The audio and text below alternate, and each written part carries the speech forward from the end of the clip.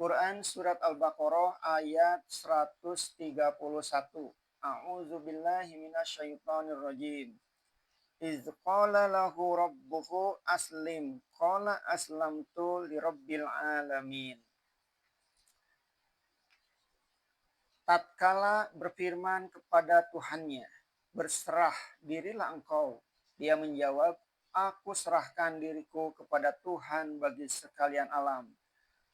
Allah berfirman, aslim, berserah dirilah engkau. Ibrahim menjawab, aslamtu li rabbil alamin. Aku telah menyerahkan diriku, jiwa dan ragaku kepada Allah, Tuhan sarwa sekalian alam. Aku tidak berpaling sedikit jua pun kepada yang lain. Dari sinilah asal kata Islam itu. Dengan demikian, sejak semula sudahlah terang bahwa berhala atau patung atau kayu ataupun batu atau manusia yang diagung didewakan sudah tidak diakui sama sekali. Dengan ayat ini bertambah jelas bahwasanya lahirnya Islam yang dipancangkan oleh Nabi Ibrahim dan putranya Ismail itu sama dengan lahirnya bangsa Arab baru.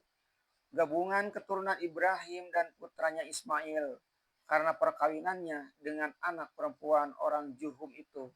Tegasnya, mulai rumah suci Ka'bah itu didirikan, dengan serta-merta tumbuhlah satu keturunan Arabi yang sama sekali tidak mengenal penyembahan berhala.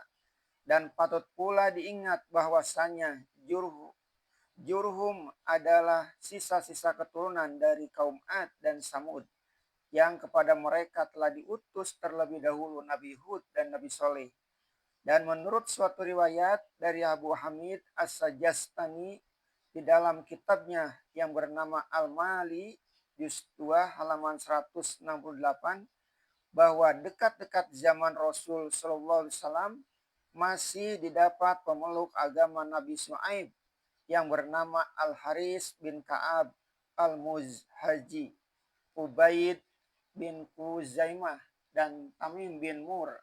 Oleh sebab itu, para ahli berani mengatakan bahwa penyembahan berhala tidaklah asli pada bangsa Arab.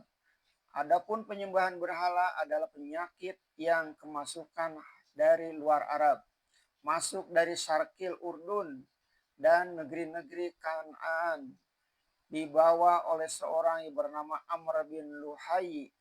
Dikala suatu waktu kabilah Khuza'ah berkuasa di Hijaz, yaitu kira-kira 400 tahun sebelum Nabi Muhammad SAW diutus Tuhan. Oleh sebab itu, hanya dalam masa 4 abad sajalah di Hijaz terdapat penyembahan berhala. Dan ketika Nabi Muhammad SAW telah menyampaikan risalahnya, nyata saja dengan jelas bahwa penyembahan berhala adalah suatu hal yang menumpang sebab dia disandar-sandarkan kepada Ka'bah. 4. Masa 400 tahun jauh berbeda dengan pengaruh penyembahan berhala di India atau Tiongkok, atau penyembahan berhala di zaman Fir'aun Mesir, atau zaman Athena, Yunani, dan Romawi.